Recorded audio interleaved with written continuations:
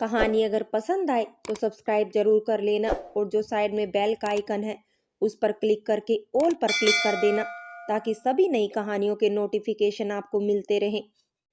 Friends, आज की कहानी है कुछ रंग प्यार के ऐसे भी।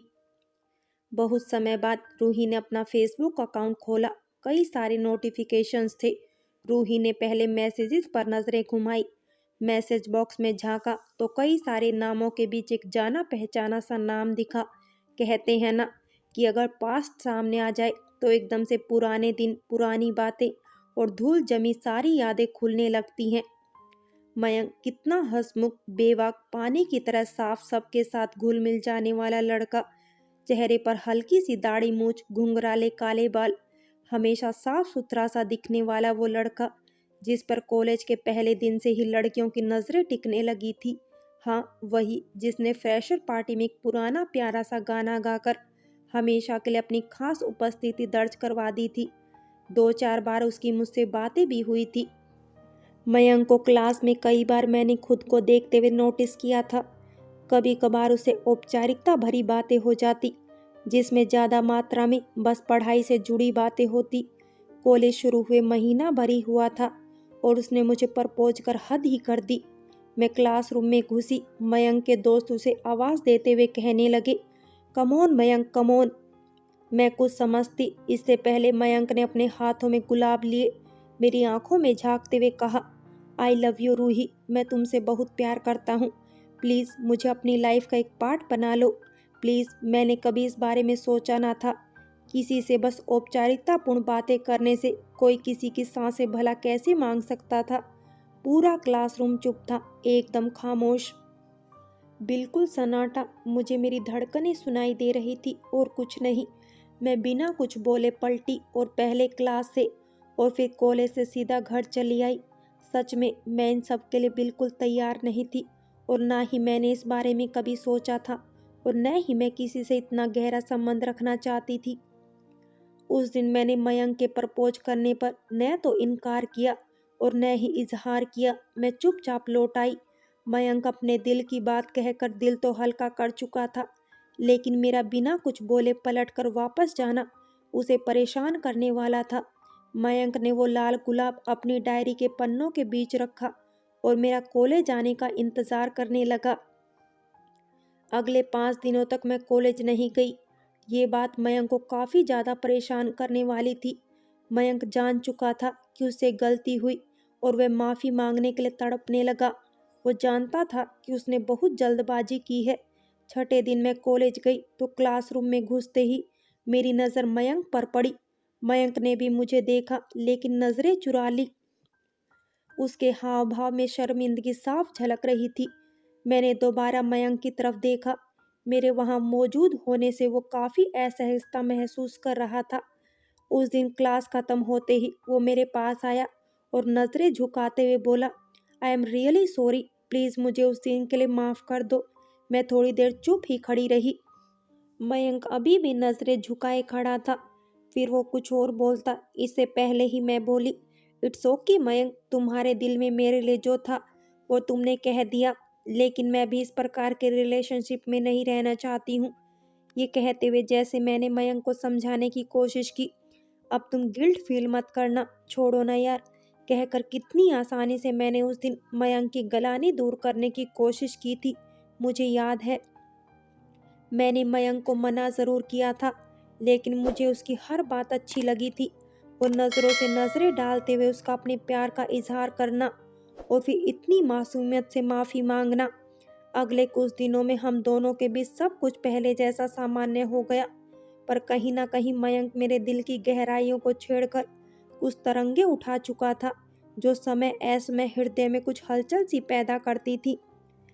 कैंटीन की टेबलों पर चाय कॉफ़ी पीते, क्लासें बंक मारते समय, बरसातों में भीगते भिगाते, सर्दियों की धूपों में दोस्तों के साथ गप्पे लड़ाते हुए मुझे पता ही नहीं चला कि कब मैं मयंक को चाहने लगी।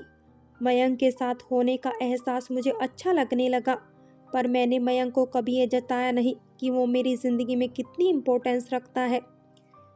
मैं जानती थी माँ बाबू जी को मुझे पढ़ाने लिखाने से ज़्यादा चिंता मेरी शादी की थी। कई बार माँ मुझे बातों ही बातों में कहती, बहुत कर ली पढ़ाई लिखाई, कौन सा तुझे ही अपना घर चलाना है, तुझे तो किसी और का घर बसाना है। लड़कियां मतलब पराया धन। हम ढूंढ रहे हैं तुम्हारे लिए रिश्ता, जैसे ही कोई अच्छा रिश्ता आएगा तो बात आगे बढ़ाएंगे। मैं 10 बार कहना चाहती थी, नहीं करनी मुझे शादी, करूँगी तो अपने पसंद के लड़के से। वैसे भी मैं अपनी पढ़ाई पूरी करके सेल्फ डिपेंडेंट बनना चाहती हूँ, ना कि किसी के ऊपर बोझ। लेकिन कहने से फ़ायदा ही क्या था। जितनी दफ़ा मैंने कहा उतनी दफ़ा माँ पापा मुझसे मुंह मोड़ लिया करते, और माँ पिताजी के खिलाफ जाने की मैं सोच भी नहीं सकती थी। समय जल्दी जल्दी निकल रहा था। फर्स्ट ईयर के एग्ज़ाम सामने थे। अब मैं मयंक से दूरियां चाहती थी। मैं जानती थी कब मेरा रिश्ता कहीं और तय हो जाए, कुछ पता नहीं। परीक्षाओं के बाद कॉलेज बंद हो गया। मेरे मयंक के बीच बातचीतों का दौर लगातार जारी था, और कहीं ना कहीं मयंक भी इस बात को जानता था कि वो मेरे दिल में अपना भी एक घर बना चुका है। मुझे ये डर हमेशा सताता कि मयंक ने मुझे फिर से प्रपोज किया तो शायद मैं अब की बार उसे मना ना कर पाऊँ। फिर एक शाम पापा ऑफिस से लौटते ही माँ से बोले, अरे सुनती हो, कल लड़के वाले आ रहे हैं अपनी गुड़िया को देखने। मैं इतना सुनकर कहाँ गुम हो गई। जैसे मेरी सांसें थमना चाहती थी। मेरी धड़कनें जो मयंक के लिए धड़कने लगी थी वो रुकना चाहती थी। आंखों के कोने खुद ब खुद भीग आए थे।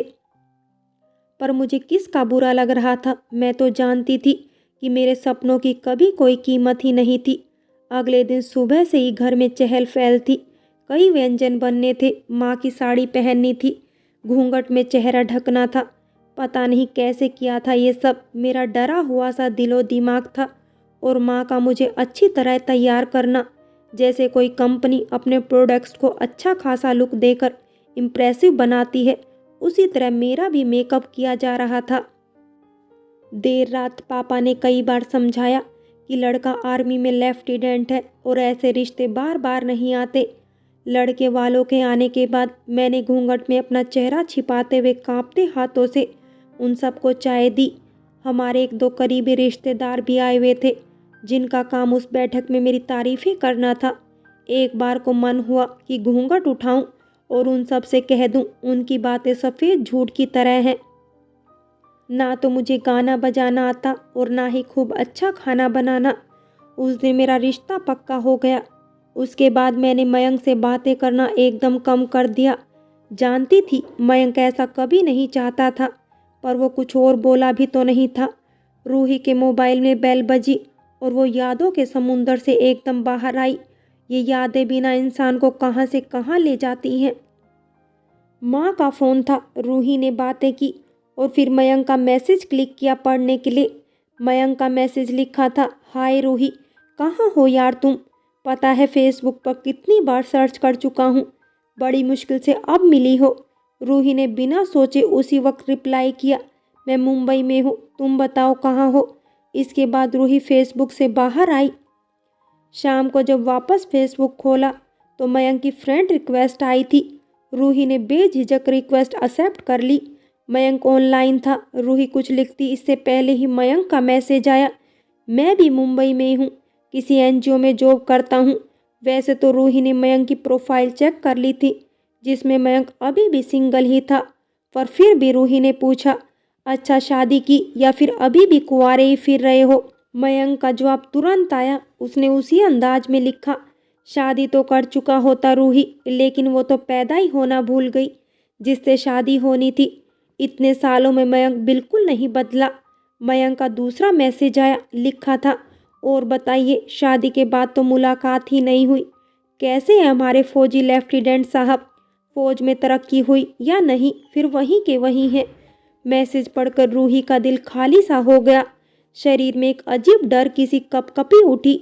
आंखों के सामने फिर वही नीम अंधेरा। जिन बातों को रूही पिछले कई महीनों से भुलाना चाहती थी, जिस दर्द को रूही छुपाना चाहती थी, अनजाने में ही मयंक ने उस घाव को फिर से कुरेद दिया। रूही को इस सवाल का जवाब देने की हिम्मत नहीं हुई। उसने फेसबुक बंद कर दिया और वहीं बिस्तर पर अपने चेहरे को घुटनों के अंदर हाथों में छुपाए रोने लगी। इस छोटी सी बातचीत को 4 दिन बीत चुके थे। जून की उबाऊ गर्मी, उमस भरी शाम और रूही का अकेलापन उसे खटक रहा था। वो बेचैन थी। रूही ने 4 दिन बाद अपना फेसबुक अकाउंट खोला तो देखा मयंक ऑनलाइन था। रूही ने फिर मैसेज बॉक्स में टाइप किया, हमेशा ऑनलाइन ही रहते हो, फेसबुक पर ही काम करते हो क्या?